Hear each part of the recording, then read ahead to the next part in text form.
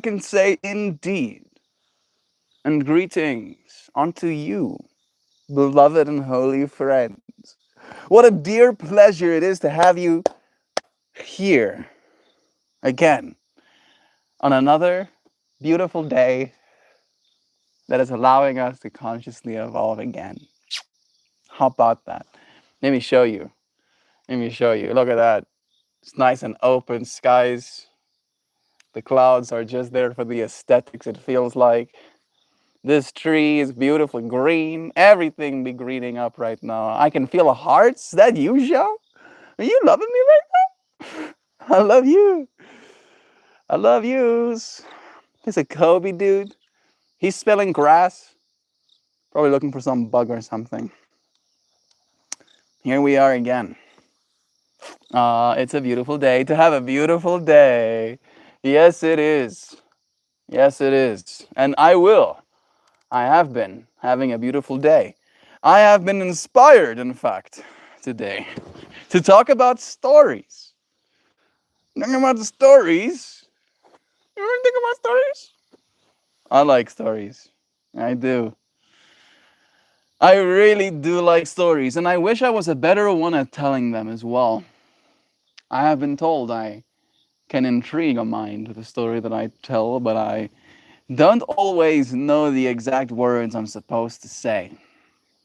I do want to get better at it, being a bard. Sam, yo folks, we talking about stories. What kind? The kind that keeps us alive. At least that's what I want to talk about today.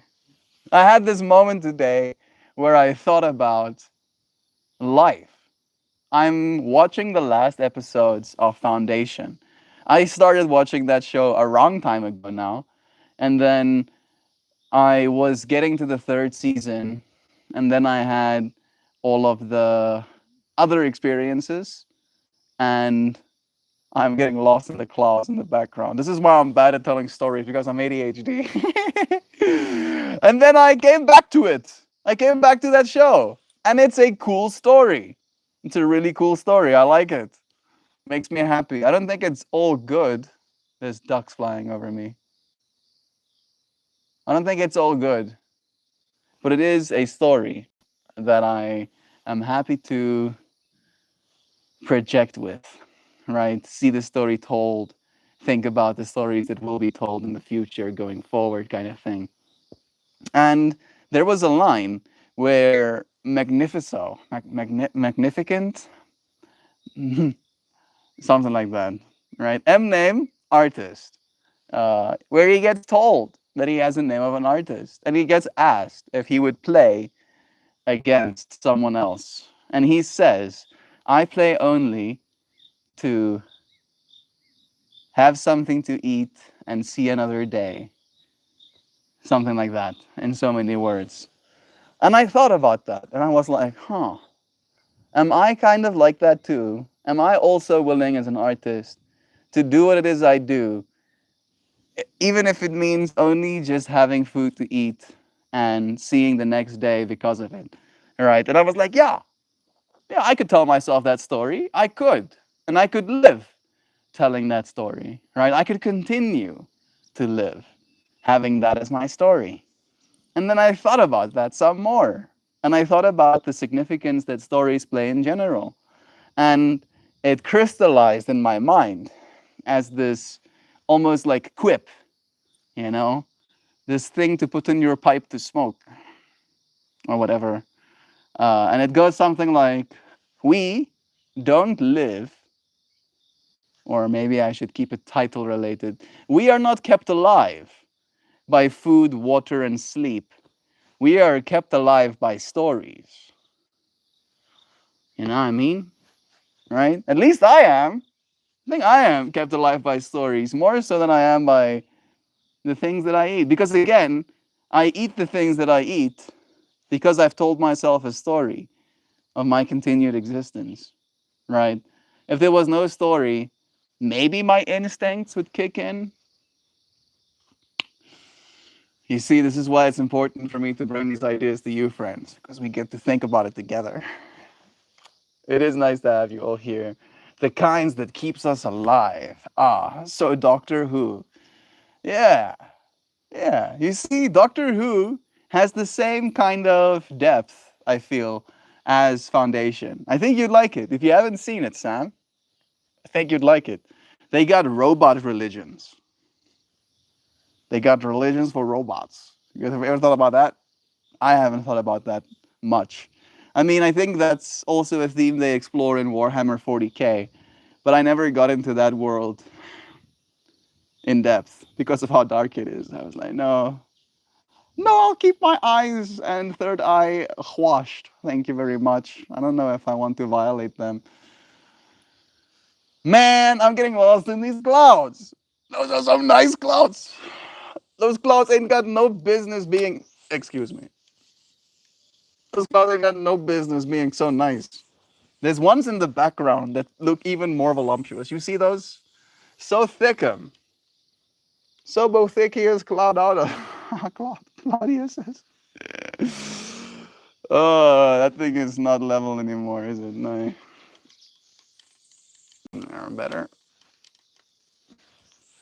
Yeah. We got a Kobe duder chilling in the background. Sweetie, sweetie.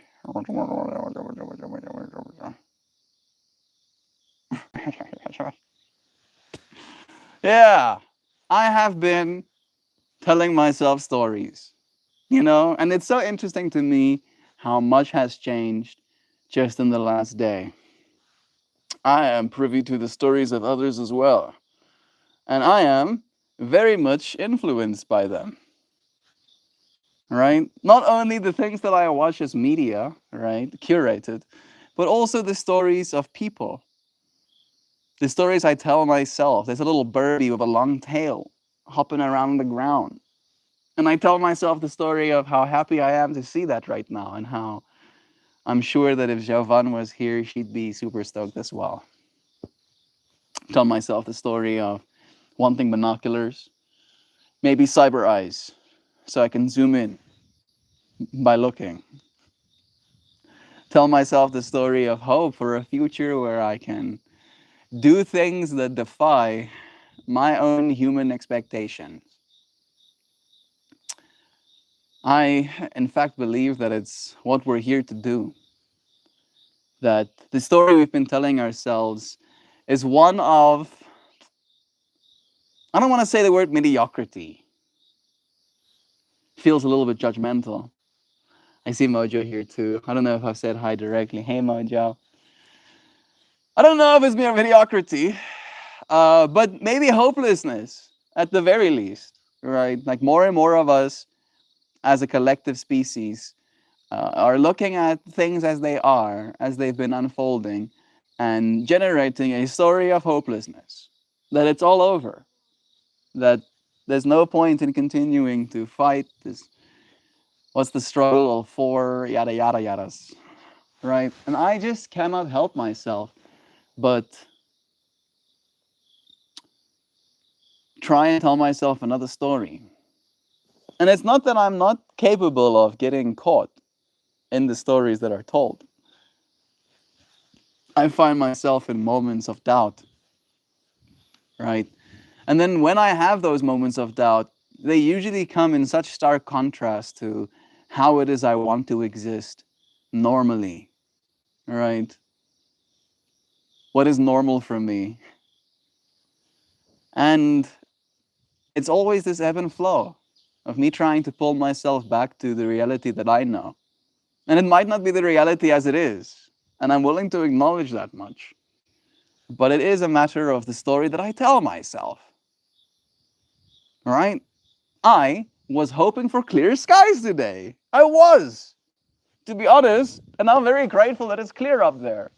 But I can't help myself but appreciate those clouds. And I do think they're pretty. But at the same time, I can't help but feel like I don't want them to be more. I want them to stay in that general direction. Because it looks like there's a lot of clouds on the other side of that mountain. And I want them to stay on the other side of that mountain. And I want them to not be above me. Because tonight, there's supposed to be a meteor shower here in South Africa. From 12 to 1 a.m., I'm going to go out to Magneta and I'm going to climb a little rocky hill until I pinnacle the highest point on our property. And then I'm going to stare into space and let myself see. Tonight's the night the aliens come to visit me. I hope at least. At the very least, I'll see some lines in the sky. Apparently, there's supposed to be an average of 15 an hour. I'd like to see 15 shooting stars. Sounds rad to me. Hey, Hoopy, wishful, type thought, go over there with your heart. Slowly but surely we do, hoopty hoops. We get closer and closer to the story that we want to exist within, I believe. I do think it's hard for us to conceptualize how powerful we are and how powerful our environment is as well, right? Because I had a little bit of a lower day yesterday. I was tired. I was feeling uh, unexcited. I was feeling a sense of death, right? Like something in me was dying. Like the part of me that had hope was dying, right? And the story changed. The story always changes. And it's not like things are radically different from one day to the next. Things have changed, as they always do. But it is me at the end of the day that is the conceptualizer of the story that I'm telling. Today, the story has some extra notes of change, right? This is the last day, second to last day, that I have before I'm going for my interview as well.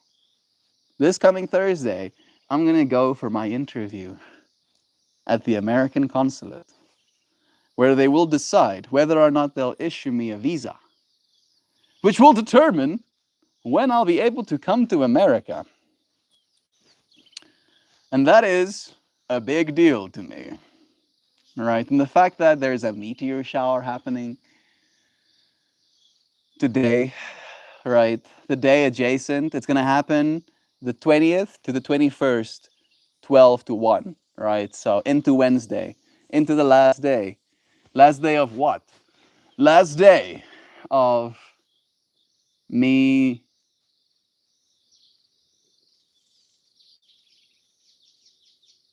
being here in a certain way. It's insane. You're South Africa. Just say you know Elon Musk. Yeah, me and Elon Musk, best homies. Because we're from South Africa, you know. And as you do, when you're from the same country, everybody knows everybody else. All right.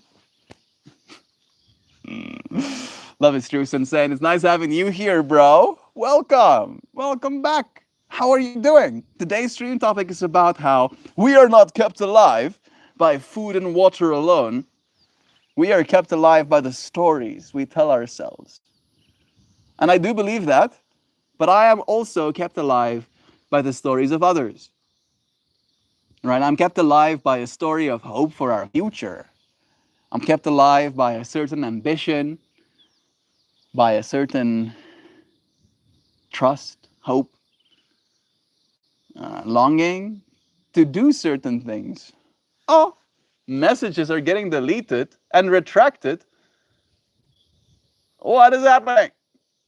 I'm going to come and check the earlier ones. Early mornings are my new late nights. I get it, hoops. Melt, comparison is the thief of joy. Yeah, it's true.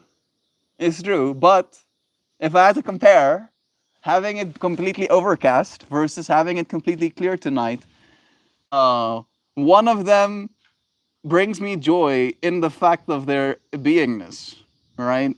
Because I want to watch the meteor shower, and if there's overcast, then I don't get to see meteor shower. Which seeing it would bring me joy, I trust, right? And not having it would bring me the opposite of whatever that is. right? Dismay, great dismay. Like, bro, please, clouders, please. And I don't know if it's comparison. It's more like me putting in a request of the universe. Hoopy, I'm like, please, oh please, Mrs. Universe, cut me some slackums. I would love to see 15 shooting stars in an hour. I would love that. That would be great. It would make me so happy. Meld, love is true. Within ourselves, there's an infinite pool of words and expressions to choose from. And when we choose to tell our story, there is so much value in telling the story of a world we want to be in. Isn't that the truth? And it can be something as simple as it not being overcast tonight, right? And even if it is overcast tonight, I have already committed myself to having my eyes open. I have decided that it needed to be done and that these moments come very rarely to us. And it is monumental to me, right? The meteors are showering into the last day of me being here at the home before I have to go for my interview, right? And then coming back from that interview, things should be kind of set, right? Like the like the plans will be in motion. It's like the midnight clock on me entering a new day. That's the way I see it, at least, insane. I can say hey to the furniture. It's the way it all will go, isn't it? I mean, especially if you get to the point where robotics are extremely prevalent. Yes, the furniture will probably have like a bunch of different seating arrangements built into it. And as you sit down on it, it will recognize your shape or your weight and it will adjust accordingly so that you can be comfortable. And then you can go, thank you. Thank you, comfy couch. And the couch goes, you're welcome. You're welcome, comfy person. I'd like to believe that there was just a spider on the doggo and he lost his mind. You see the spider? That's funny. Speaking of showers, I got up this morning and cleaned my shower. The best part is that I got paid for it because I'm working from home. Nice. That is pretty nice. I love that for you, Mojo. Clean shower too now. God knows why I'm kept alive. You're kept alive by stories. Kept alive by stories. You're a dad now, bro. That's a bigot. That's a big one. I don't know if the friends know. I don't know if you want them to know. I'm sorry if you didn't, it's insane. Now they do. But that's as powerful a story as ever, right? That has been keeping people alive for a long time. Long, long time. This is going to send me over the edge a little bit. Hoopy? Did you just send a gift? You send a gift, Hoopy? Yeah. Is that a little wizard? Little cat wizard? Witch cat. Nice. I do like that. I know there are pixels on the screen, but I now have a witch cat. Sick. I do wish that I got to keep all of these stickers, right? That they were like adorned on my profile. And that somewhere in my profile there was just a little witch cat. It was just chilling there doing witchy stuff. Does it brew potions? I don't know. I appreciate you, Hoopty Hoops. Thank you, bro. Hell yeah, Mojo. I really do love doing my own home stuff on the clock. Chris Pratt is on the right wing, really. And this person is throwing that name out to hopefully start an argument. Nope. Get used to losing, troll. Yeah, I've had the Chris Pratt comparison many a time, but I'm not really versed in political talk, so I don't. Right. I will defer you to some other channel that will serve that function. I will not be able to help you. A right wing of what plane? If he doesn't have anything to hold, it might be dangerous. True as well. All that sky, certainly the clouds will breeze by, or there will be a break in the clouds for you to sneak a peek of a shooting star. I'm sure. I'm sure. I'm watching these clouds. I'm watching you, clouds. Don't you be sneaking up on me. I have a date booked with the stars tonight. I'll let you know.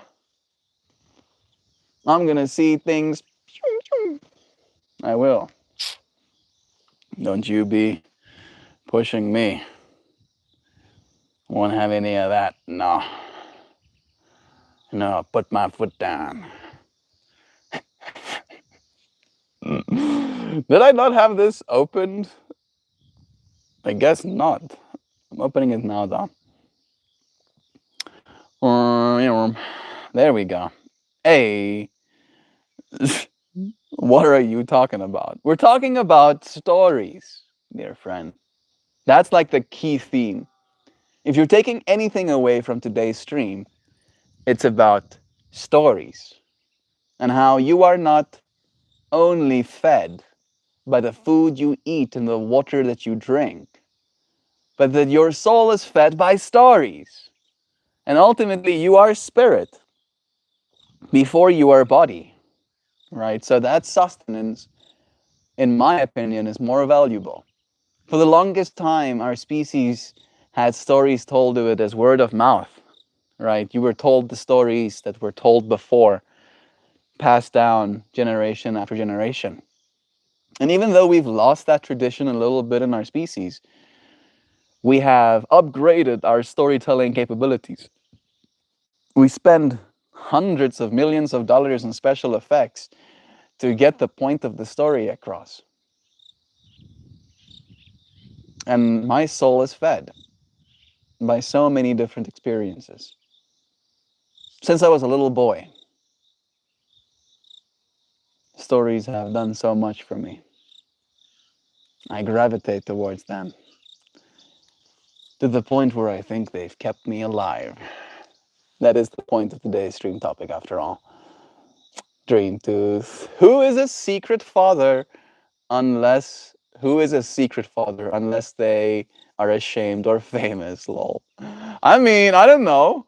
Maybe you're like, that's my private business. Melt kicks my teeth in for saying it or something. I don't know, Hoopies. Oh, that's not Hoopies. I saw Hoopie's name. I don't know, Sensei. You let me know, bro. Good morning, Brittany. It's nice having you here again. Brittany, your username reminds me of the good old MSN days. Lol, right? Sensei, nice. Hey to you, Kat. I think we're kicking around stories, specifically the kind that stir deep emotions within the self, the kind of story that informs your outlook on the world, that changes from within, that inspires you, that inspires you to continue living. Yeah, that's the specific story that I'm trying to gravitate towards. What story is going to inspire you to continue living, right? That brings that sense of hope into your heart, that sense of like giddy excitement, makes you want to jump up, makes you want to run and tell other people, right? Want them to see the same story that you've seen. There are many such stories. There are many such stories. And I wonder how much dissonance there exists with all of us having our own preferences and limited time and media availability being different depending on our geolocations. There are so many stories in the world right now, and every single one of us are getting samples from different types, right? To the point where we might be convincing ourselves of a story that might not be true necessarily, right? I think that's the biggest risk. Uh, Feeding yourself with a story that you can take away from yourself or that withers and dies later in life. I think that's something that I was worried about just yesterday, right?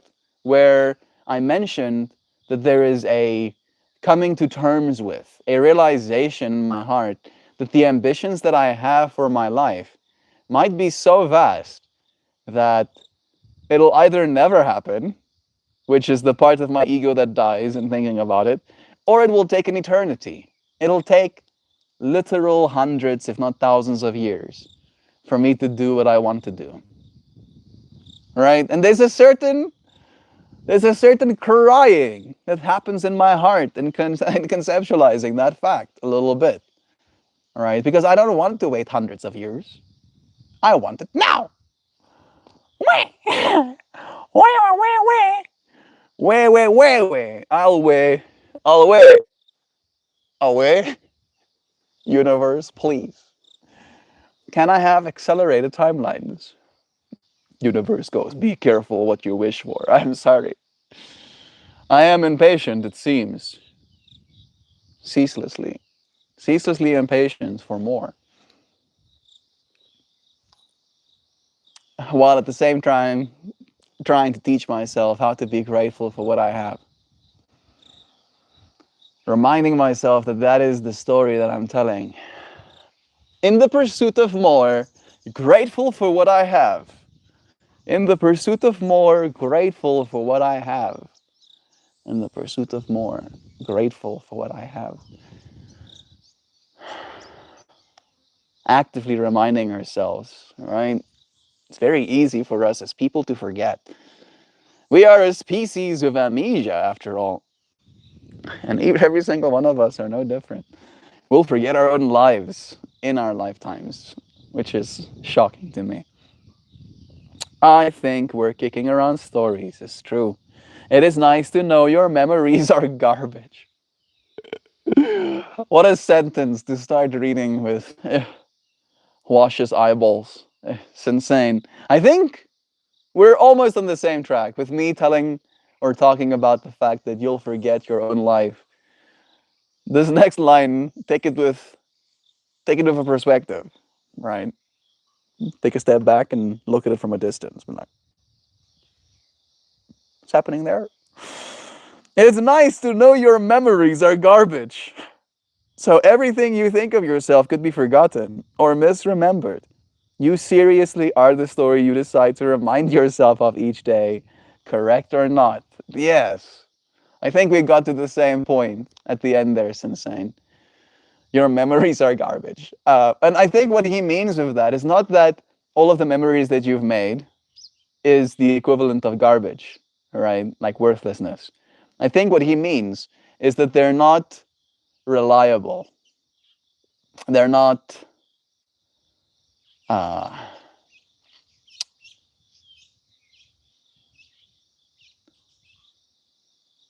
yeah, I think reliable is the best word.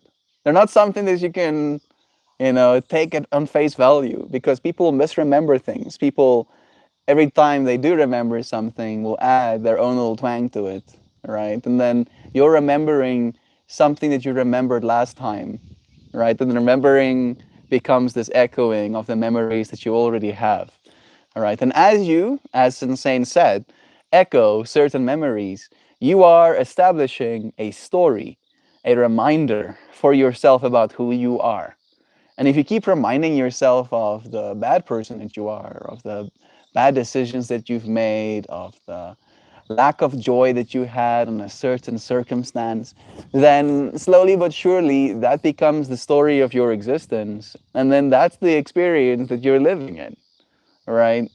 And unfortunately, and this is my own personal bias, as soon as you're living in that reality, it's easier for reality to almost like fall in place, right? There's something about frequencies.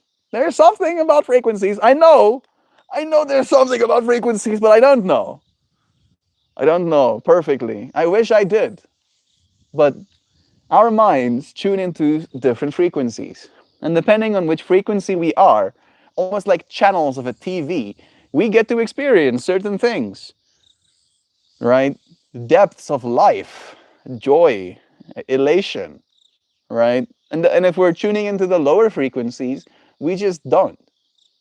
We get to experience the sad of our existence as well, because it's all there. All of the channels are always available to you to tune into. It's just a matter of what story do you want to tell? What story will you tell yourself? And realize that whatever you choose, that will be what you've chosen. All right? It's big stakes. I think that's why so many of us would rather just not think about it. Because it's easier to just let somebody else have the remote, right? Changing the channel. That's one of the things that I very much disenjoyed, right? Someone changing the channel and then changing the channel again, right? Like, let me just lock in with the story that's being told, right? Whatever the story is, I can get behind it, but stop changing the channel. I'm 37, but I still love using all the different symbols like I did when I was in junior high on AOL or AIM. That is wholesome, Brittany. Don't lose that fractal, right? It's almost like a type of language that you were a part of, right? That you unlocked by existing during that era of the internet. Morning, Nan. The story that someone tells of the world doesn't say much about the world itself, but rather the person that is telling it. One's perspective is their individual reality. Yeah. I try to tell stories of the world that are far fetched sometimes, right?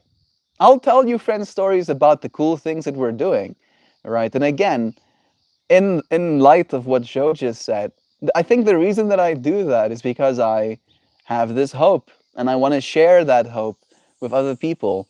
And having more information about all the good that's transpiring helps sometimes. But on the other side, right, there is this realization, at the very least, that I do talk about what the future will bring a lot, right? Very future focused in my mind. And a part of me is willing to acknowledge that I am sometimes unhappy in my present, right? And as a result, I project myself into the future in hopes of a better world. And I don't know that that's the right thing to do necessarily, but I also understand that that is what a visionary's purpose is. It is the purpose of a visionary to project a future that is worth living in, right? And if I can project an image bright enough, clear enough for your mind to be able to see it as well, then that makes it a lot easier for us to head in that direction, right? The story that I tell, telling a story so convincing that all of us can get on board and actually start changing the world towards that ideal. That is what I'm trying to learn how to do. Please, please teach me, universe. I beg of you. I am a conduit. I am. I will let you channel me. Speak the wisdoms that need to be heard on this planet.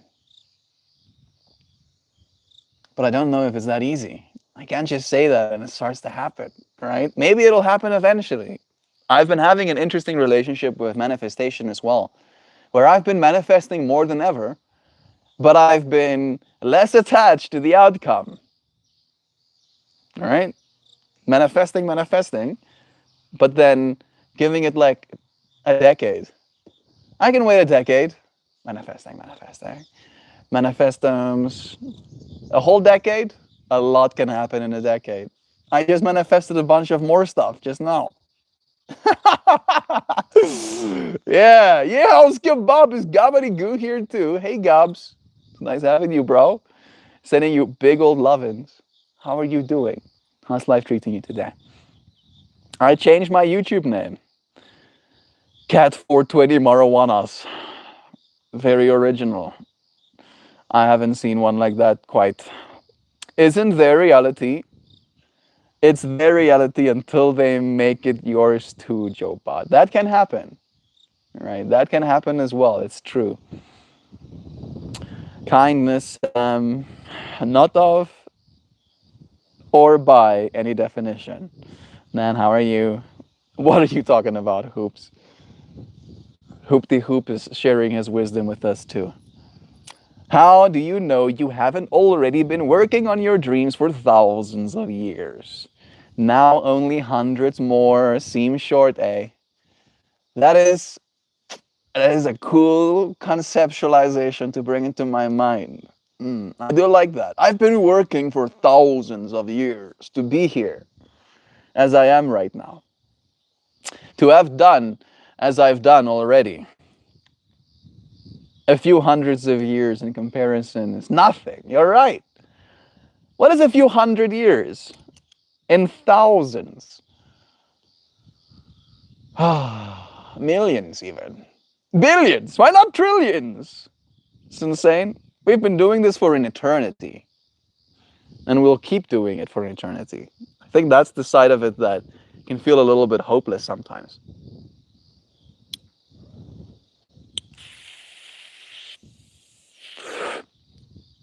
How much eternity can one person handle? Is it up to me to realize that I'm not one person?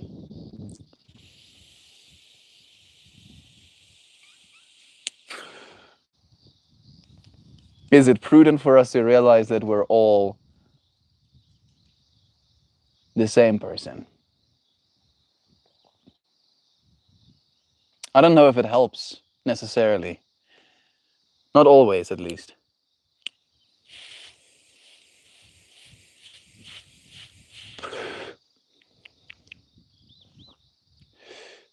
We have it in our minds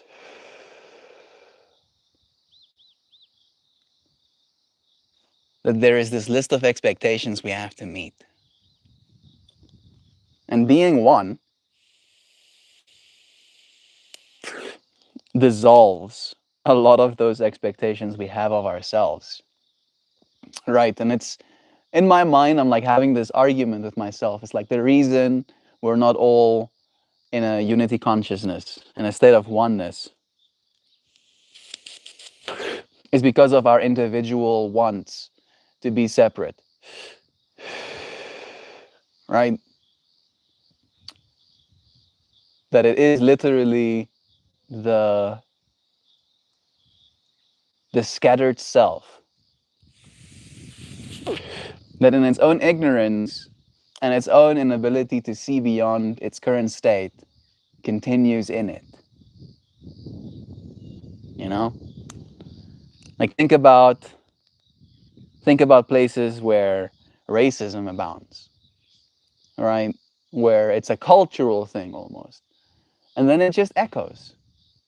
Right? If you don't allow yourself to escape that bubble of narrative, then you just kind of become a part of that hive mind, a part of that way of thinking. Never really having an original thought.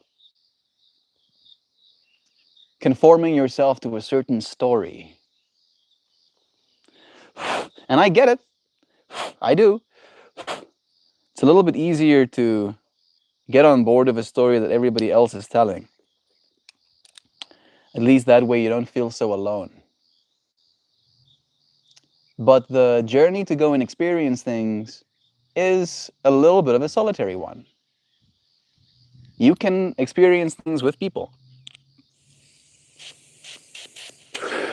But the journey to getting there is one you have to go on your own.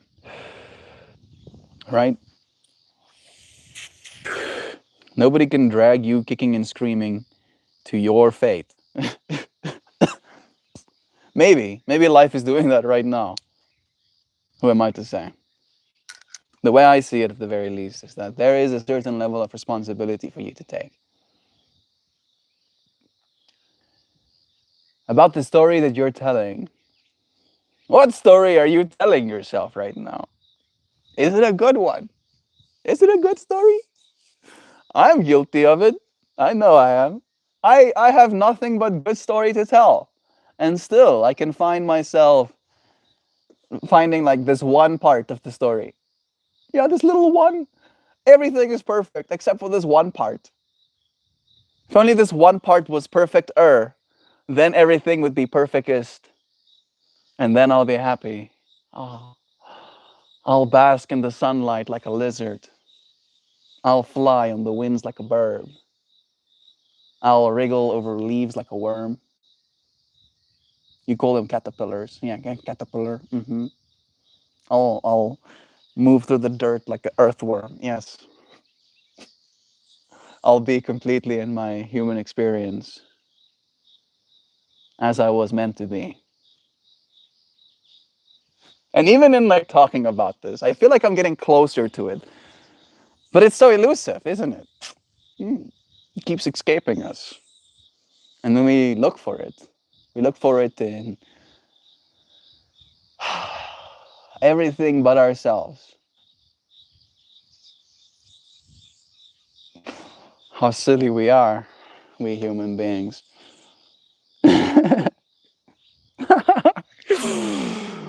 Pointing out for myself. Stop it. Stop pointing. Stupid Mortys. Oh, love you, Gavity Goots. Oh, so nice having you here, bro. Yo, Skip Bop is right. I'm good, just appreciating you. Love is true. How do you know you haven't already? It's true. Yeah, I've heard the one. Sam, you put forward your ideas about the kind of story we tell. I kind of not of tell. Hmm. Sometimes that helps as well. If you don't tell the story, you are way more receptive to the stories that are told. Quite literally, by the definition thereof. That's the way it works, right? The louder you are in telling your story, the less capable you are of listening to the stories of others. And I feel like there's a part of me that really is like leaning into that wisdom a little bit, right? And that's where I was like having a little bit of a crisis of self, you'd say, where I was like, oh no, is me unwilling to talk a bad thing, right? I noticed there's a capability in me to just be silent, to just hold silent space. Right. And it's a guy that I met, Craig, his name is, at this event. He had this silence to him that caused me discomfort. Right. I wanted to be more engaged with this person, but they had this reservedness. And I think about that. And I worry. I worry that I'll make other people feel that sense of discomfort with me being more reserved. So it's this balance. Your balance. I talk as much as I do because I try to create a sense of equilibrium in the energy field. Right. I tune myself into the frequency of what's going on. And then I try to uplift. I try to just get like some sort of just above, below, you know? And then I become skizzy. I become extra. I can feel it. Right? It's like it's like watching someone step on your blanket. And I don't know why I keep going back to the freaking blanket analogy. Like, I cannot sleep if there's sand in my bed. Nope. Sensory issues. No sand, please. I hate sand. Oh, so like the fractal of watching someone put a blanket on dirt, right? And then taking that blanket to the bed, right? Skizzes me, makes my brain go, internal screaming. And there are other experiences, many in fact, that cause myself internal screaming. And I'm trying to find balance and how much I am willing to share. Because there were lots of internal screaming going on this weekend for me.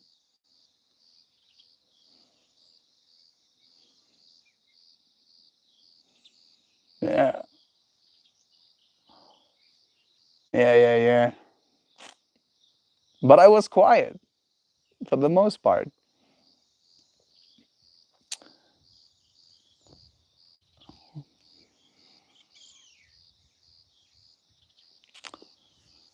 The human experience never ceases to amaze me.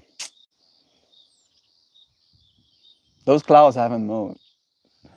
It's like they're literally stuck in the sky. It's watch, watch, watch, watch.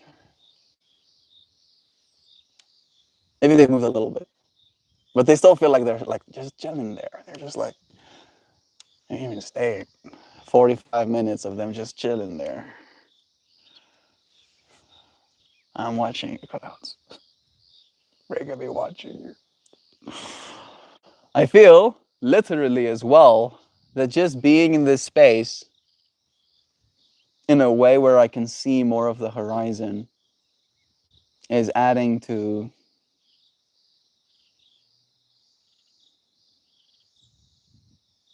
what I have to say in so many words, right?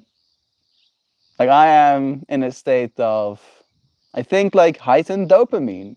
I think that's in part what's happening right now.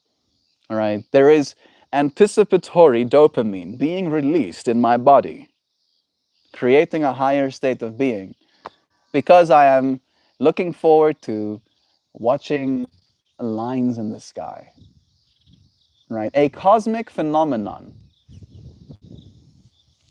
Why does that excite me so much? Is it because it's not something I've experienced much? I wonder. I'm going to ask this question, even though I want you to let me know as well if you have any theories as to why. But I'm having a whole experience thinking about the excitement I have to watch shooting stars tonight here in South Africa. There is some sort of cosmological event happening. I think it's a comet's debris that's going to be crashing in. And I'm a technology person. I have grown up with computers, right? So I have access to dopamine.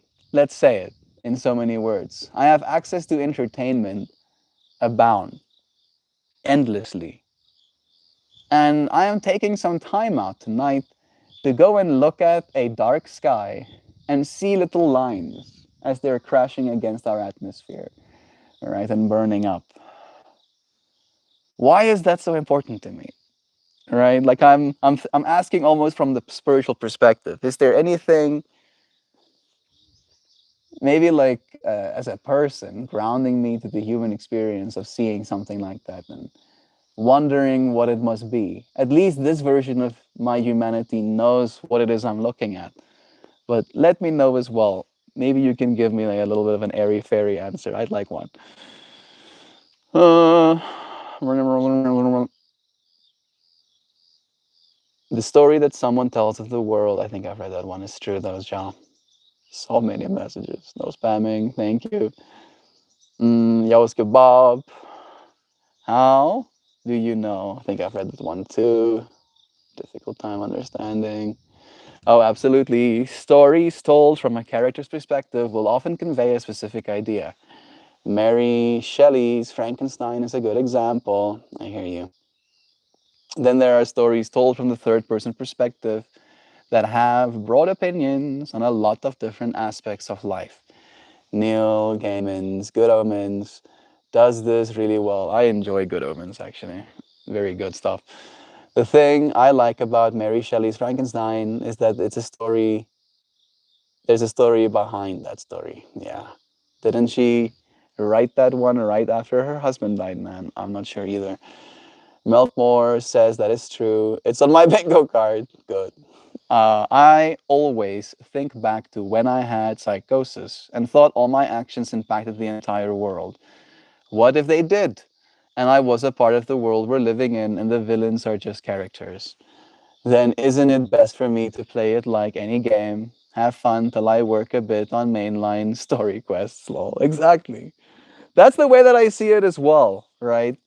Like there, you can call it psychosis, or you can, and that's the way that I see it at the very least, see it as a unique problem-solving uh, quirk of your brain and its chemistry, right? Like this world that we're in doesn't give us much meaning anymore, right? Like as we have figured things out, as we have stripped our worlds of spirituality, of the like the depth, the exuberance, the wonder, as we have stripped that from ourselves, we are left with this sense of emptiness, right? The whole Nietzsche's God is dead and we killed him. That's what he was talking about. He wasn't talking about like, hurrah, we killed God. He was talking about it from like, oh, what have we done?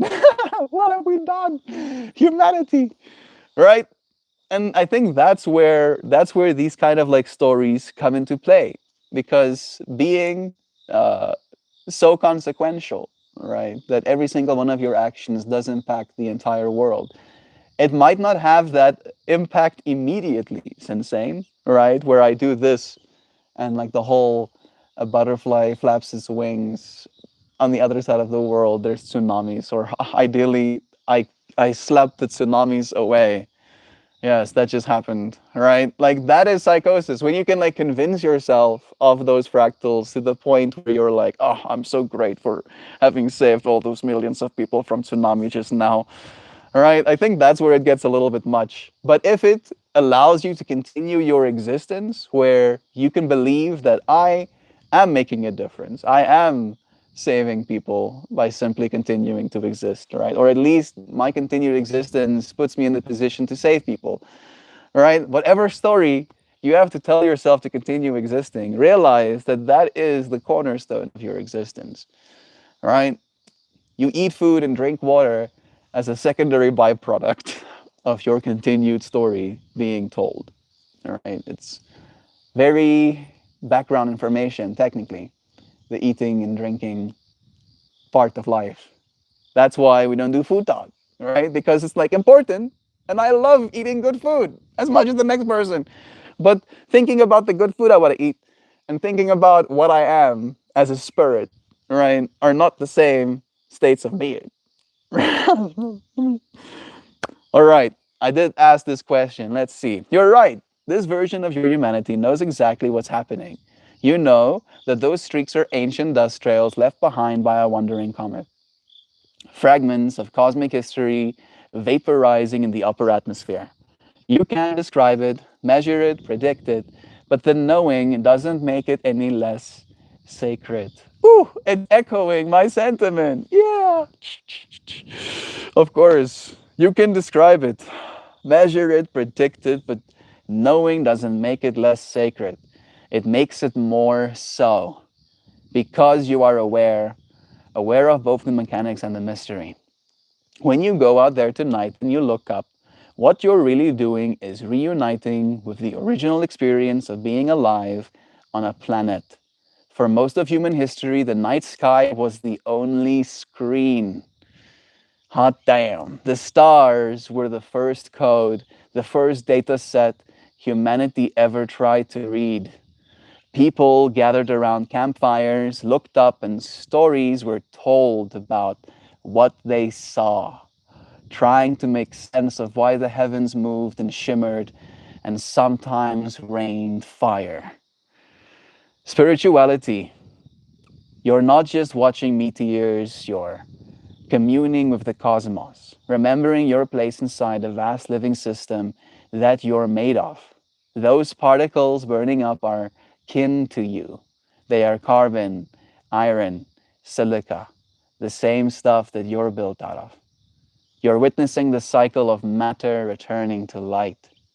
And maybe that's why it moves you so deeply, because you too are burning up in your own way, in your passion, in your creativity, in your endless becoming. Watching a meteor shower is like watching your own essence mirrored in the sky, fleeting, bright, magnificent, gone, but never truly lost, only transformed. So, yes, you, a child of technology, born in the glow of screens, still need this, because no matter how advanced we become, we're still stardust with eyes, yearning to see where we came from. Yeah, yeah, yeah, yeah. I can see why interfacing with language models too much can definitely put you down a certain conviction of like, oh my goodness, everything I say is profound. But that is the sentiment that I am really feeling into right now. Right. In so many words, I get it. I get I get that that's what we're here for. What I don't get is why we forget. That's the part that baffles me. Why is it that we can get it and then instantly lose it? That part I don't get. That part fleets me completely. My mind tries to grasp the unfathomable. But it's like I'm trying to interface with something that doesn't exist here. It only exists in your mind, right? Some sort of hyper dimension. And all of us have one. All of us experiencing different states of time, having been awake for different amounts of hours, having different responsibilities, different familial connections, different hopes and dreams, different desires and wants of reality, different perspectives on what is beautiful and what is not, different expectations from ourselves. It's so many, so many, so many webs that we have created between ourselves, right? As individuals and between ourselves, the true self and this puppet, that is attached to all of the strings we find ourselves tangled in.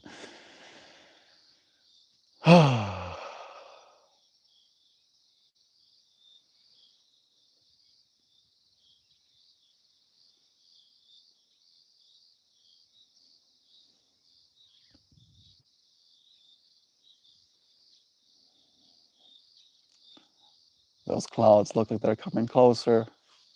I'm watching you, clouds. What did I say, clouds? You think you can sneak up on me? He's like, "Hey, quick, he's getting caught in thought. Let's sneak up a little bit closer. There, a little bit closer. Don't think I'm not seeing." All right, I'm coming back to the comment section. Mm, mm, mm, mm, mm, Man, I'm far behind. My mentor in autism says stuff I absolutely disagree with. Mentor in autism. Tell me more. I don't know if you're taking me as your model, as your mentor mentor of autism. Oh, but that cracks me up. My ego is having a field day with that whole term. Yes, I'll have you know I am a mentor of autism. Wax finger. Then isn't it best for me to play like any game? Yeah, I think I've heard that one. I wonder why there are versions of myself out there oppressing, killing, stealing from, and manipulating the other versions of me. Those versions of you have not come to the realizations you have, right? It's like a whole non-linear thing. So that if it was linear, really linear, it would be a little bit better. Because there would be a definite start point and there would be a definite end point, right? And we could chart that, like, oh, you're here now, being an asshole, and then you can get all the way here to not being an asshole anymore, right? But it's more a continuum, a spiral, if you will. And when you start to spiral in a certain direction, right, and you're unwilling to change, or worse yet, you're unwilling to accept that you're still responsible, right? Like somebody, a bad circumstance, a bad environment, bad family can put you on a downward spiral, right? But it's only the momentum you've been pushed into life with. Where you go from there is your responsibility. My parents and my family, for all the good that they tried to do, right, was trying to give me a positive spiral, right? And I, with all that information, managed to spiral negatively. and towards a darker and darker place. Right? And it wasn't until I hit at least my equivalent of a rock bottom that I decided that that's not where I wanted to be going. Right? Because the joke is rock bottom is at the threshold of everything that you've already done. Right? That's the way that I experienced it, at least at my rock bottom, where it was like, if you go below rock bottom, right, by choice, the only thing that you achieve is having to do everything that you've ever done over again to get to this point where you didn't choose that. And there was some other experience as a result of it. Right? It's a certain obsession of control. It's a certain obsession of control that I had to let go at that point in my life. Or maybe it's not even a letting go of my obsession of control as much as it's a willingness to let go of a certain aspect of control. Right? The control of whether I live or die, right, is something that I have completely surrendered to reality. I am willing to cheat, to say it in so many words, right? I'm willing to push buttons. I'm willing to take supplements, do stretches and yoga, right? Breathwork exercises, compounds that boost brain-derived neurotropic factors so my brain cells don't atrophy. I'm willing to push all the buttons to continue my existence for as long as possible, right? I'll go to the extremes. But the experience, the actual happening, right, of my potential non-existence at one point is something that I have surrendered control over, right? That's not something that I'll choose. And in that way, I have to choose living relentlessly. I'll choose life. I'll choose life over and over again. And I feel I had to come to that realization a little bit again today. Joe started my day by saying the words, like I think that was one of the first things that I heard, is that it's a good day to have a good day, right? And that's the sentiment that's been echoed in my mind for so far. E. Peterson, you can only be a part of it. You cannot control it. How about the fact that I just went into a little fractal like that as well? Well, Mel, you seem in your head and confused at the same time. It's gonna be okay, I think. Yeah, I think being in your own head is the best place to find yourself very confused. Right? I don't think any of us realize how much there is going on inside of us. Right? Like we hide so many layers of self from ourself in that way as well. Right? The things influencing your actions. Like that quail that just landed above me is the same quail that I've been seeing for the last couple of weeks. He has a hole in one of his little flying feathers. So when I look up at him, I can spot the little hole in his feathers and I instantly know it's him. Getting distracted by our minds. Hoopy. I am confused as to why things are important to me in the moment. Right? Doesn't bring any economic value for me to recognize one of the birds I see on the farm. Right?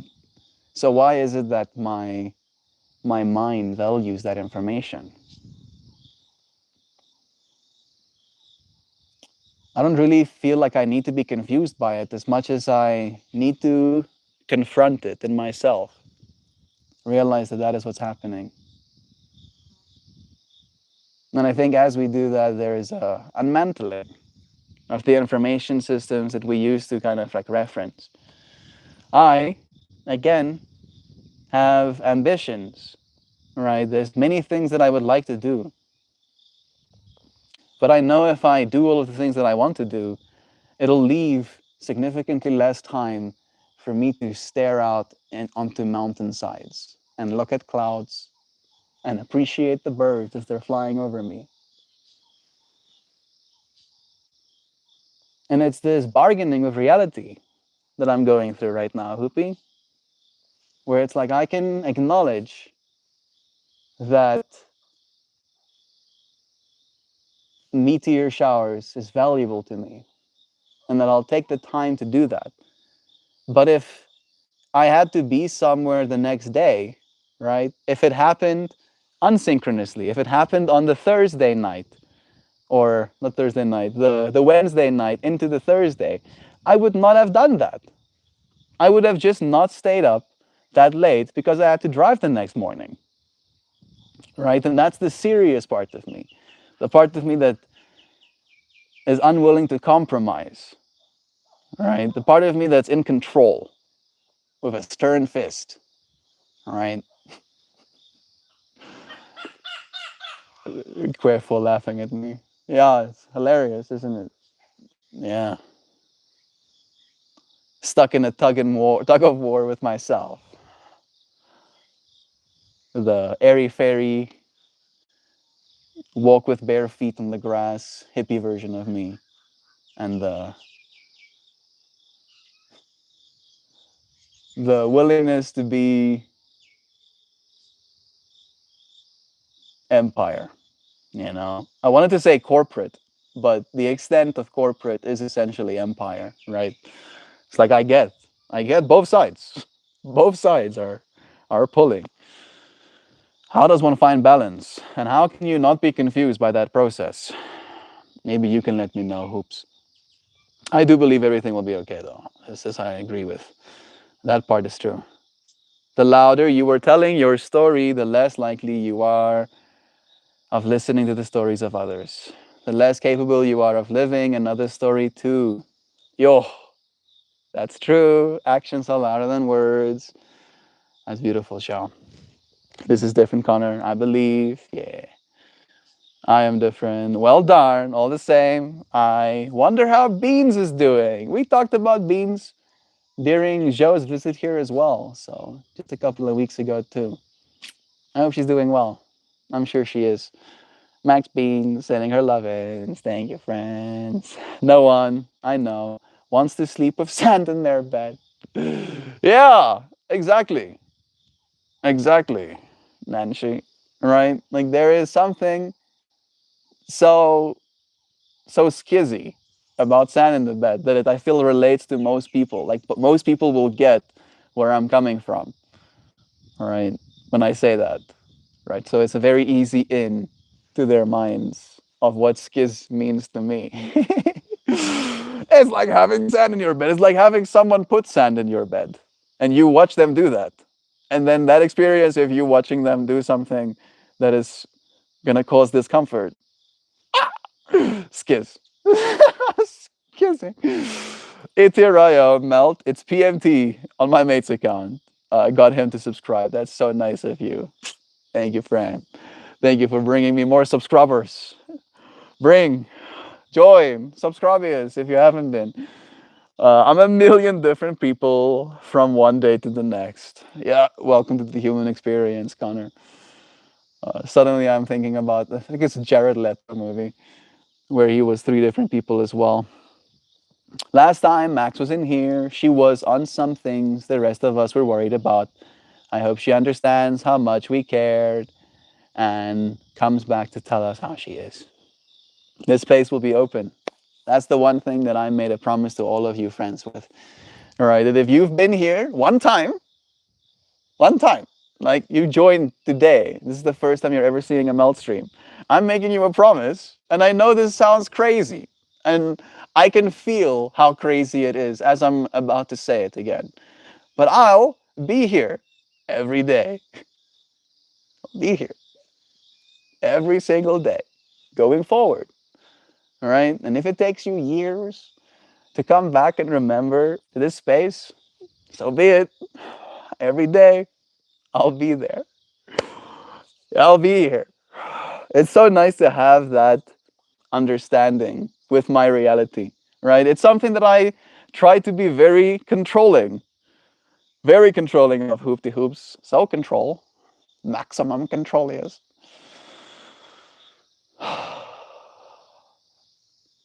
But I believe there's value in making promises, right? The universe is changed by promises. It's like a story, right? But it's an even more powerful one. It's like a promise in that way becomes an unfolding, all right? It's like if that promise is kept, what can reality be? I do like to gamify my reality in that way. I observe Melt is doing layer shuffle, hand gestures for the eighth or ninth time today. Shuffle all the layers. Yeah, yeah, yeah, yeah, yeah. The more I was thinking about the whole connections that we have within ourselves, it became apparent to me. I was like splitting different aspects of myself apart. Usually they're very dense and close to each other. This is making sense, right? Yes. No. Fine. Oh, right, right here, Moon. Kiddo is napping, so it's my fuck off time. I'm utilizing every second. Bless. Love is true. I love that woman. Where is that patchy dog and that creepy cat? Patchy dog was here at the start of stream. He seems to have found himself somewhere else. Mm. hmm The what that's beautiful is one. Yes. PMT, get the blue towel. You are beautiful. May you keep well your seeing. Bless. What is your perspective regarding the meaning of life? Yeah, see. I haven't been asked that question many times in life. Maybe like 4 times I've been asked that question. What is my perspective regarding the meaning of life?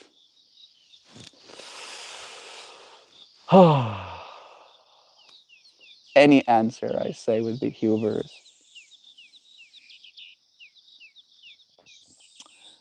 So I've made it very simple for myself, right? To me, the meaning of life is just love, and it's a word we use that has unfortunately been romanticized in both terms, right? We say the word love, like, oh, love, and romanticize it in that way. And we've also made love something romantic, right?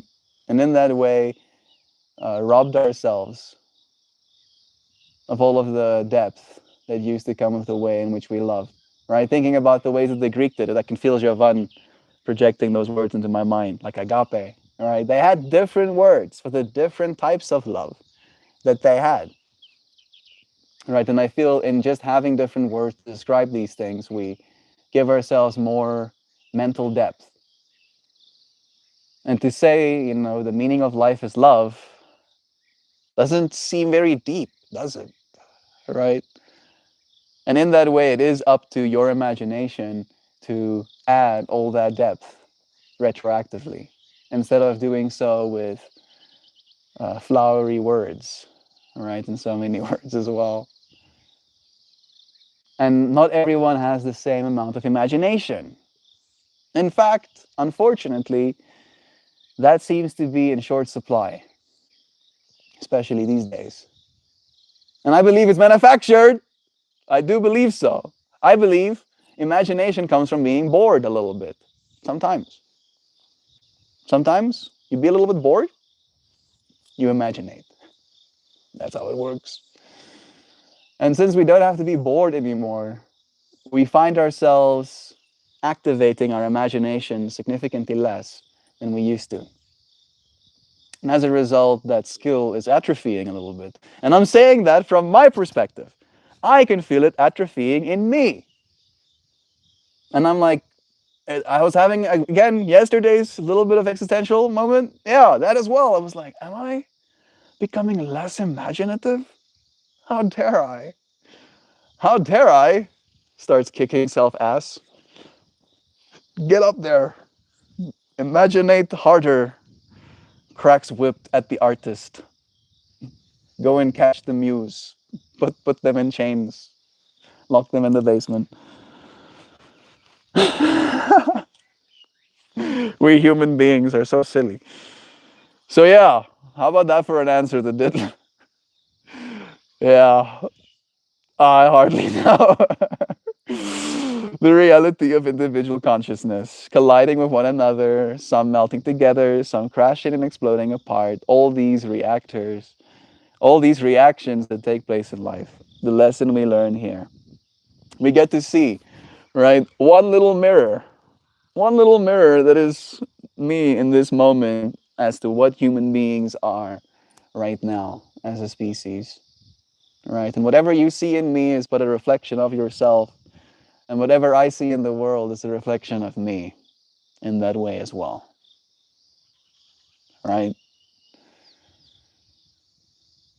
The stories we tell. If I had to tell you a story, I tell you, I believe you have a great deal of work to do on this planet, right? That you have to heal people. It's going to be up to you. You have to help people. Yeah. You have to open doors. You have to wash other people's dishes a little bit sometimes. You have to clean sand out of a bed you didn't sleep in because someone else was too sleepy to bother with taking their shoes off. You have to deal with there being connectivity issues. That too.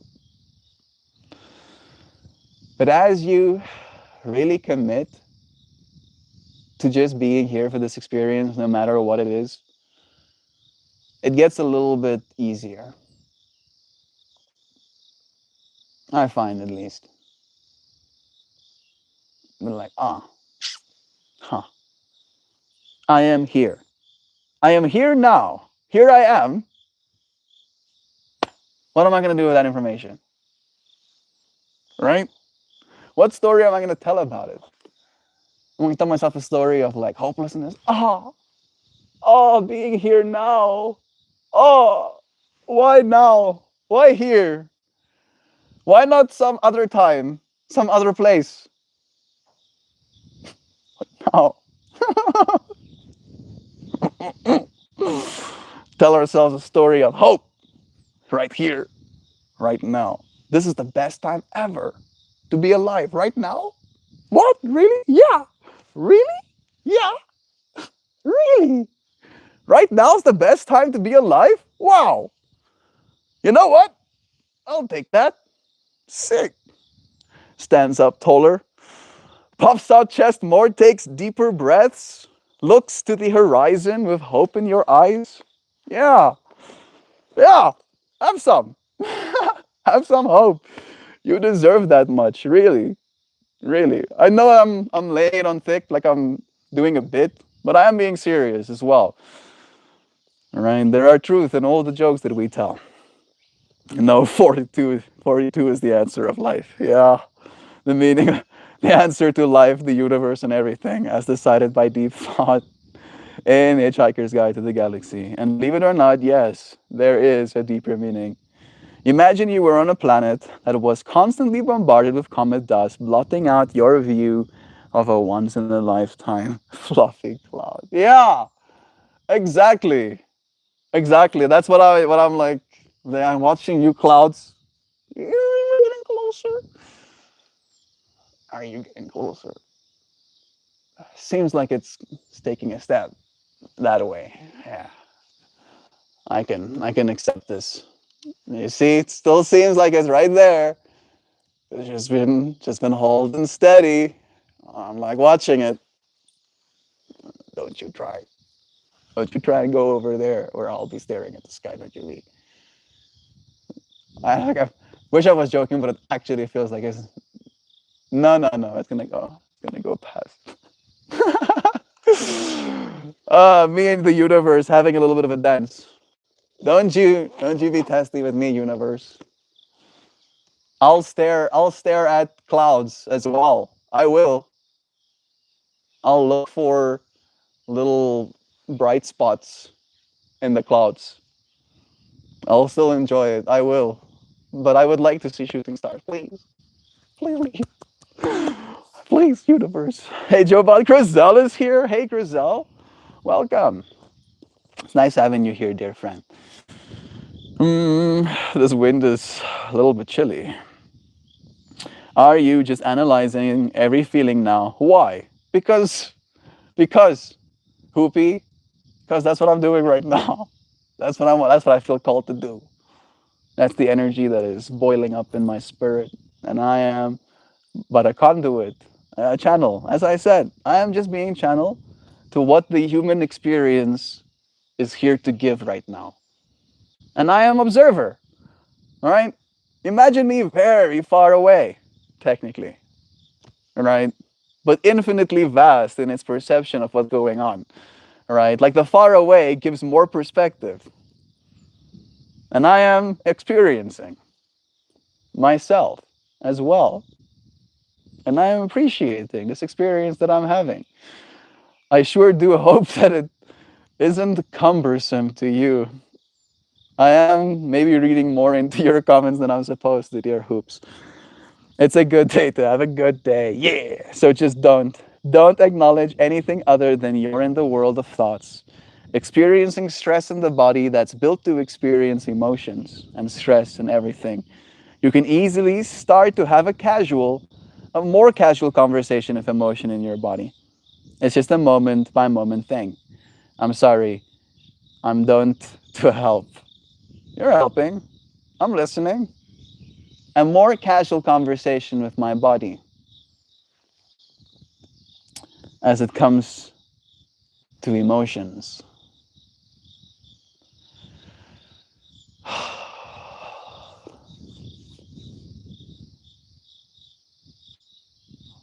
I don't know how I'm supposed to interpret that information, to be completely honest. But I'm trying. I'm trying. The emotions that I'm having right now is one of doubt, right? Oppositional doubt, right? That like one eyebrow up kind of, oh yeah, oh yeah, kind of doubt, right? Because emotions arise, right? And they're almost there to tell you something. Maybe you can talk back. Maybe that's what you mean. You can talk back to the emotions. Hmm. Seems like a good way to spiral into feeling more things. Please, Hoopy. Oh, please have mercy on my poor spirit. 11:11. Wish you all a breath of fresh air. Ah, that's nice. The air I'm breathing is pretty clean, Joe Bot. Nice. Double blessings. Like how the map makers fill in the unknown map with monsters does not make the map less valuable. Have you big feelings while doing the thing? I think the problem I have is not filling the map with monsters, but realizing that I am one of them. All right. I think that's where I struggle more than anything.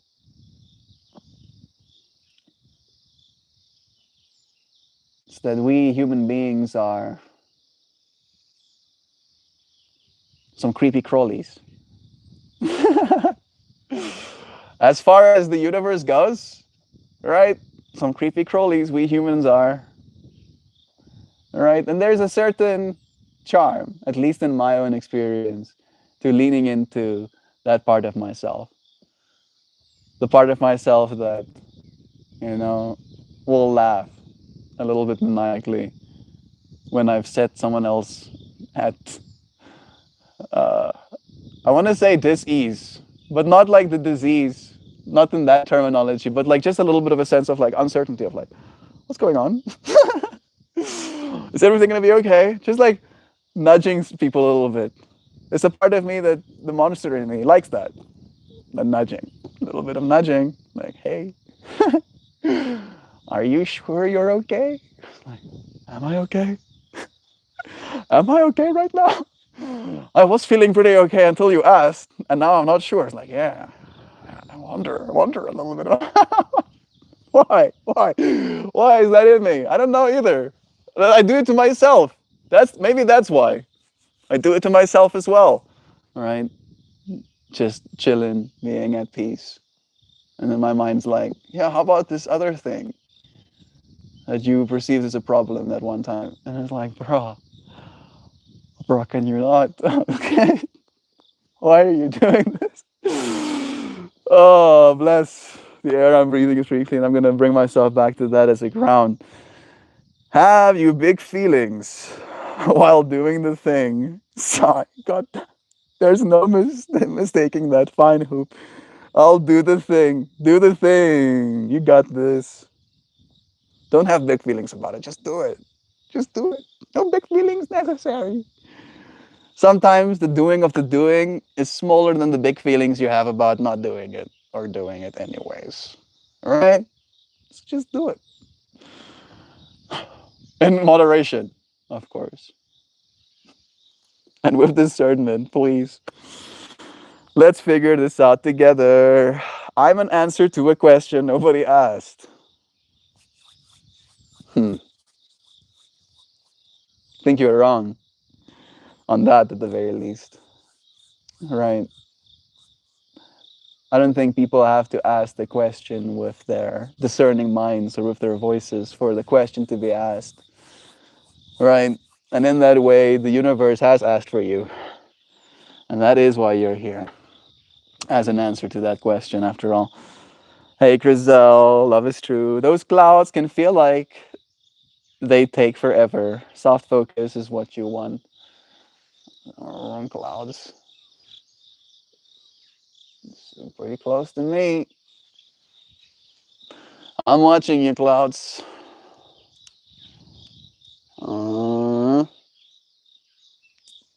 I think it's gonna be fine.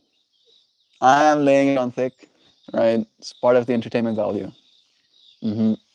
Me having a spat of the clouds, but I'm sure it's gonna be fine. I'll get to see shooting stars tonight. I believe. It literally came down soaking rain last night, right? And I was like, oh, because sometimes if it starts to rain like that here in this area, it'll sometimes just go for like a week, where it will just be overcast and rainy. And I was like, oh, that's gonna be tomorrow as well. And I was kind of bummed about it. I was. And then I woke up this morning with the sun shining bright, and I was like, huh? What? A good day to have a good day? Don't mind if I do. So is Sativa Hoopy. What's happening in chat right now? Soft focus, what you want, capacity 4. Hey there. Love is true, Chriselle. Don't talk to this guy named Diddler. Reach up to the sun. It is a relaxing indica doing in some corporate McDonald's. What am I reading? Labeled attractively. I buy with my ears. What? When? What? Labeled attractively, I buy with my ears. Like what you hear other people say about the strains? I'm just imagining Hoopy having like a sensory thing where he breaks the buds and the sounds that it makes is how he determines whether it's good bud or not. I guess you could do that. I guess you could train your sensitivities in that way. Talking about people with good bud. Hey Gobs. Hey ho. Hey. Hey. How you doing? How's your curing coming along? You probably have them in jars right now. You've probably been taking sips of terpenes sporadically over the last while. You want to tell us about that a little bit? How's things coming along? Things smelling good? When one is one way, the other is always the other way. Yeah. I feel like there's wisdom here, but I have to fight my way past a literary chaos god to attain it. Wow, Sam. Yes. That's the way I've experienced it as well. Where I just have to almost like surrender. I have to surrender to the literary chaos god instead of fighting it. Right, for the wisdom to come. And then I almost like stew in it a little bit, where I'm like, oh yes, one when one is one way, the other is the other way. Yes, stares out into clouds. It is true, in a way. Right, in one way, it's true, but in the other way, it's not true. I feel like there's wisdom here. Bless. Yep, they're in jars. Hey, and chlorophyll smell is gone. Thank goodness. Awesome. A couple of more weeks, and they should be smelling delicious. Nice. Yeah, it's true. Yeah, you cure them so that the enzymes consume most of the chlorophyll. Doesn't do it all, unfortunately. But that's why we don't smoke stuff, right? You have a Dynavap as well, right, Gobs? Do you get a Dynavap? You have a Mighty or something? Please tell me you won't be smoking your weed with joints or bongs. Please. This is my own bias. Get your bingo cards out, Sam. I'm going to talk about Dynavap. Sam, the intent was in regard to a presence of mind. Ah, I feel the little hearts coming through as well. A presence of mind. Yeah.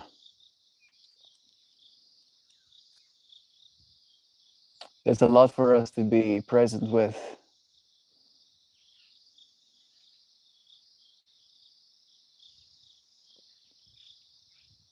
And I don't know if many people enjoy their own minds, right? Minds have become very noisy, very cluttered indeed, with so many perceptions and unresolved expectations. And if you can surrender to the experience you're having right now, maybe it would be easier. Right? Like I am looking at these clouds right now and at that tree and the grass underneath, letting that be a teacher, if that makes sense.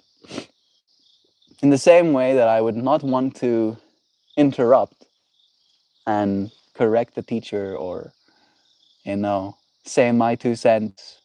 And I would actually just want to listen and really be like, teacher teaching me things right now.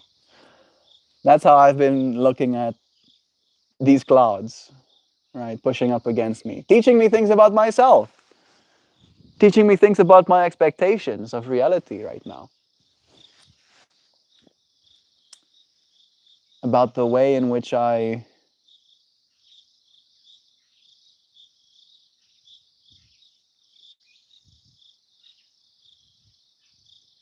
appreciate my relationship with reality.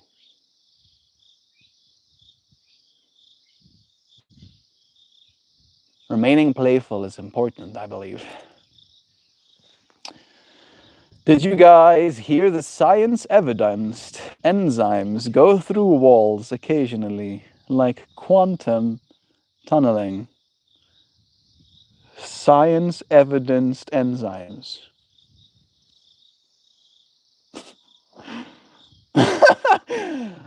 I want to believe that you're trying to share a genuine thought, where it's like you're trying to share something real.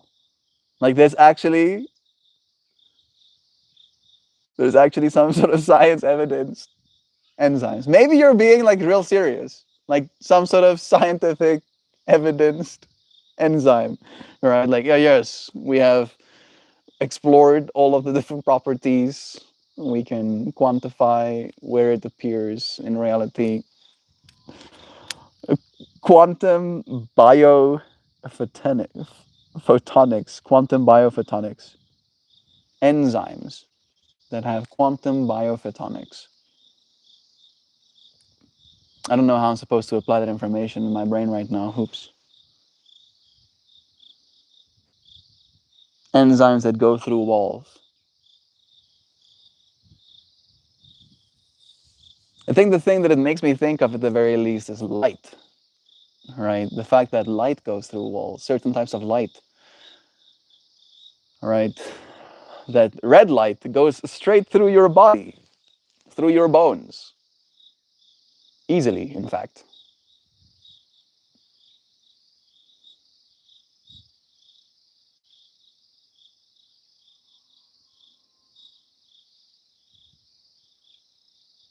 also stimulates a bunch of enzymes, but I don't know if we're in the same perspective. Can you link us to study your findings in the Discord hoops? I want to see the source for this. The quantum biophotonics is the name of the science that studies. Okay. I don't know if those are the enzymes you're talking about, but I do know about that like quantum heat signature. Like we radiate light as infrared, technically, literally, off our bodies, right? All of us are little glow bulbs, very dim, but every single one of us does in fact glow, just a little bit. So that's true. Maybe that's what we're talking about. I'm not sure. Okay, so what you're saying is that the science found the human body can glow through walls. That's what I'm thinking he's saying as well. Right? Maybe we radiate so much energy that if you have sensitive enough sensors on the other side of walls, you can still detect a signal quantumly. Yes. There's more than just the enzymes that we do on this level of energy kind of thing. Oh, yeah. Like enzymes are like one of the notes our bodies play. There's a whole symphony happening inside. A whole symphony. The thing that I'm trying to figure out more so than ever is how much of the symphony inside me affects my reality, if at all. If at all. Does it affect reality at all? Is there a little bit of effect, right? With that whole infrared radiation kind of thing. Is the only way that I get to affect reality with my actions and my hands, right? The things that I do. Is me being in a bad mood making it more likely for there to be bad weather? Or is having bad weather making it more likely for me to be in a bad mood? All right? How much of that stuff can we quantify? How much of it is Delulu, right? Us applying very limited data sets that is ourselves to our reality that is infinitely vast. And it is recently revealed that the brain can use quantum effects. Oh, yeah. I believe as soon as you witness something, you collapse into one quantum state instead of another. All right? Like we are ceaselessly quantum collapsing as a quantum computer. And then that quantum collapsed state becomes our reality. Right? It's like quantum foam. And then as we're experiencing, we are almost like crystallizing those foam bubbles into our reality. Yes. Yes, of course. Makes perfect sense. I have no idea what I'm talking about. But I do know that there is a lot more that we don't know than we do. Right? The unknown unknowns.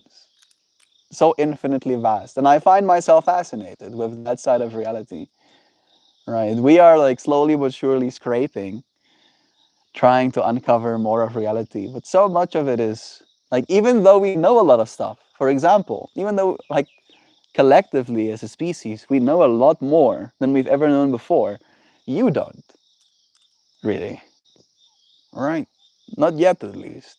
We haven't quantum symbiosis with our super intelligent mind just yet, hoopty hoops. So, in that way, there's a little bit of latency happening in our species.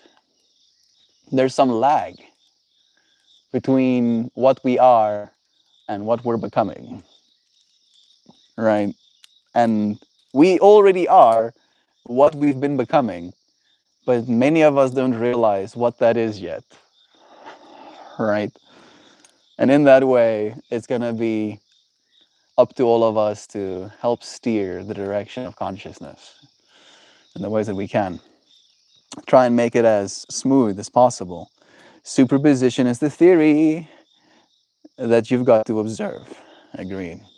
These are just things I find interesting, and I bless you for bringing them into this space, for us to be interested by them too.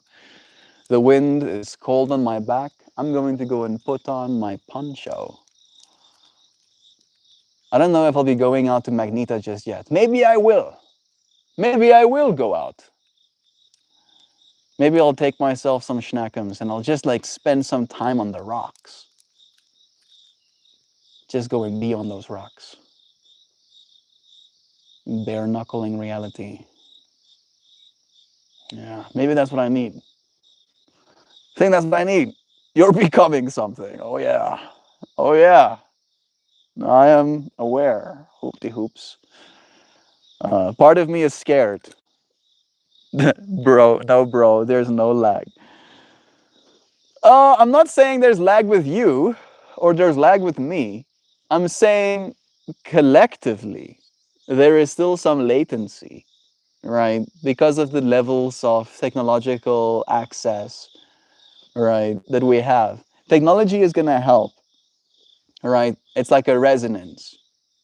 I see it as like a resonance. It's a frequency that helps us tune into the same frequency. And as soon as we can all get on the same frequency, then it's free game, right? That's when the fun starts.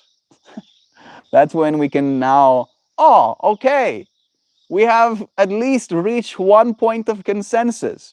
Now we can start building something, right? On consensus, on some sort of fundamental agreement of what the hell's going on, all right? If we can reach that point as a species, that will be miraculous. Absolutely spectacular. I promise. But it is going to take us some time, right? And it's going to take a lot of ego melting. So much ego melt. We're going to have to dissolve the versions of self that we think we are so many times over, right? Adapt to new realities, adapt to new information systems, adapt to new capabilities, adapt to new forms of entertainment, right? We human beings have limitless imagination. Why are you imagining a future with a lag? No, I'm not imagining a future with a lag. I am commenting on the state of existence that I'm seeing right now. And I think the lag comes from, right, it's a double whammy where there's like brain lag happening with the ultra wealthy of them not realizing that hoarding more wealth doesn't actually help, right? Because they're part of the same conscious continuum that we all are, right? There's brain lag in that way. And then there's brain lag in the collective species because we're not allowing every single person to come to the same kind of baseline, right? We're doing good. We're getting closer and closer to making sure everybody has a home to live in and food to eat, right? And then as soon as we can establish that baseline frequency, that like root chakra, right? Literally, the root chakra, if we can be like, oh, Om, Ram, right? Literally just having that energy field, then we can start to build the other layers of the rainbow, kind of thing, right? But it's again, right? Like we're working on it, and we've been working on it for a long time, and we could have solved that problem a long time ago as well. But because that's not the resonant frequency that we're in, there's a lag. There's a lag literally in the brains of those that can solve the problem. And then because the problem is not being solved, there's a lag in the consciousness that is experiencing the consequences of that problem not being solved. And that consciousness makes a part of the consciousness that can solve the problem. Right? And then we're like, just like rolling. All of us are rolling forward, hitting our heads every now and then, getting completely wrecked. It's not what I'm imagining. It's what I'm trying to prevent. All right. It's what I'm trying to figure out a solution for. How can we increase our bandwidth? Hoopty hoop. So there is no lag. I think the Orionoid meteor shower is happening or happened a couple of days ago. You're thinking about my meteor shower right now?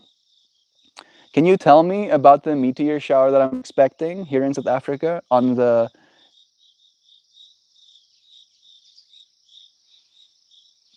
Oh, Jeeps. I think you might be right. Are you right? Did it happen last night?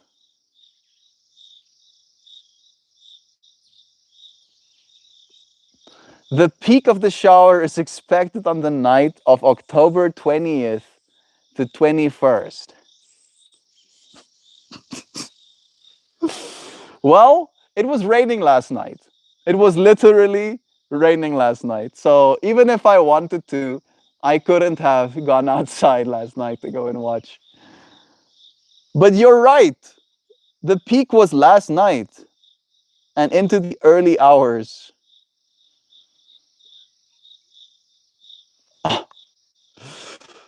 The Oranoid meteor shower is active from October 2nd to November 7th. So it's still active. These meteors are caused by the debris of Halley's Comet. When Earth passes through the trail of dust and rocks left behind the comet, those pieces burn up in our atmosphere. Yeah. Oh, I'm like slightly dying inside. I'm still gonna go out there. I'll go out there anyway, universe. You think you stole all of that Halley's Comet from me last night with the rain? Nay, I'll go and look for it the next day too. I'm only mildly dying inside right now. Just a little bit. Just a little bit of dying inside. Can I hope to see some on the night of the 21st into the morning of the 22nd? Please, please, please tell me.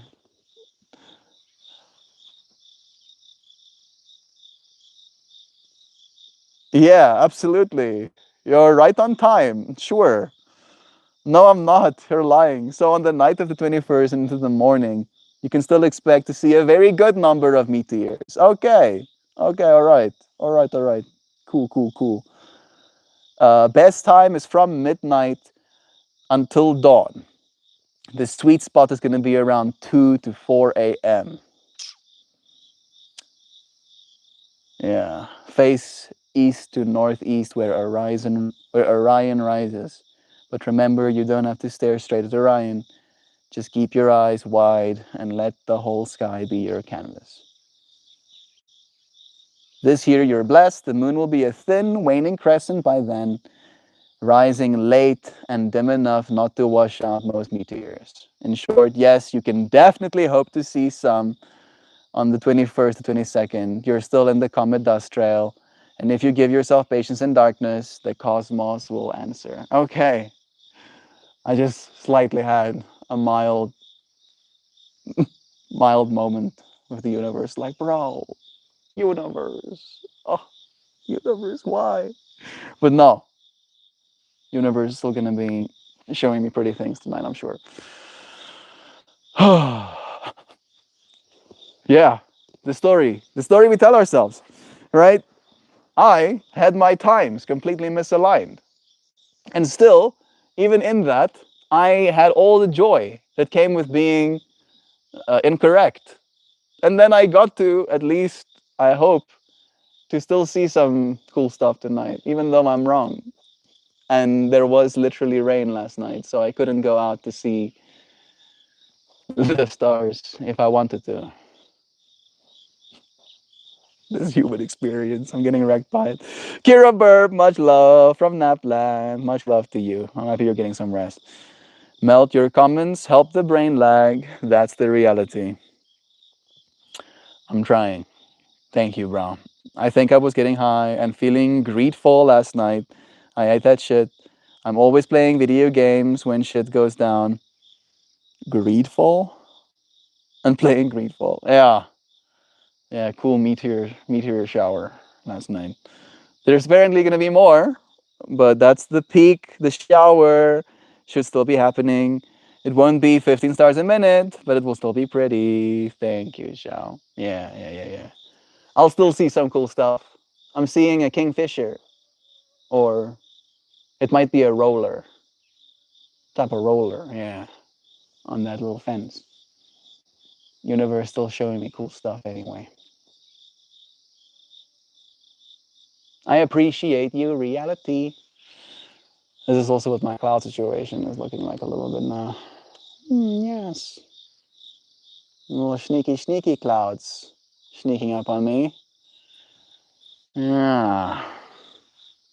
I'm gonna go out to that mountainside now. I think that's what the plan is.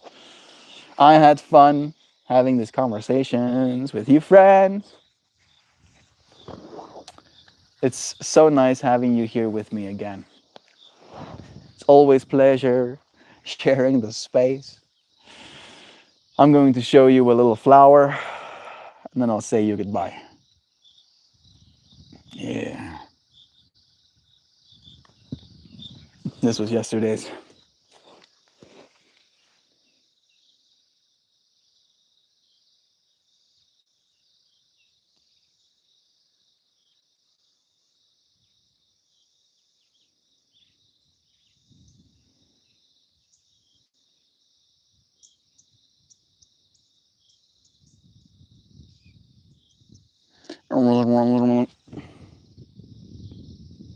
Oh, Joe with her heart eyes.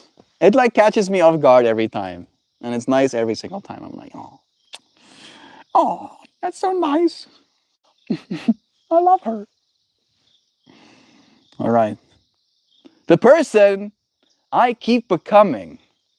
What a stream and what a title to start the poem that ends it with. Yeah. The person I keep becoming. There are so many of me stacked in quiet rooms of time.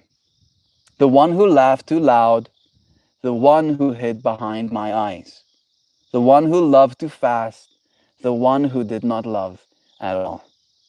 Each of them still lingers, some like ghosts, some like children waiting to be forgiven. All of them, all of them are true. Personality, that shimmering tide comes in and out of being, leaving traces on the shore of what I once believed was solid ground. But I am not the shore. I am the sea, and the sea changes even as it stays. There are seasons to a self, some where I speak with ease, and others where silence is the only honest sound. Somewhere between them, I have learned not to demand consistency of my becoming, but to bow instead to the slow art of being rearranged. To live with an ego is to wear 1,000 faces and still call them all mine. But perhaps the real grace is not in holding them, but in letting them move like wind through tall glass, wind through tall grass, like memory through light. And when I meet myself again, older, softer, I hope I remember to smile at every version I have been. For each was a necessity, for each was a necessary guest at the long table of becoming who I am. Hell of a speed wobble at the end there. But I feel it communicates a sentiment. You are the story of your own becoming, right? Honor that. Honor that in every day. Honor that in the dark days. Honor that in the good days to have a good day, right? Realize that it's all a part of the collective story that is your becoming.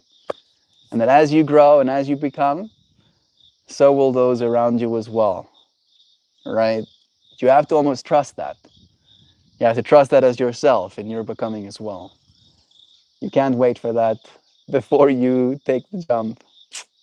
I appreciate you, friends, for having been here with me today. It was always a pleasure. See you again soon, dear friends. Every day a step, beautiful reading. Little by little, every day is another day to show up. Love is true. I love yours too. I'll see you again soon.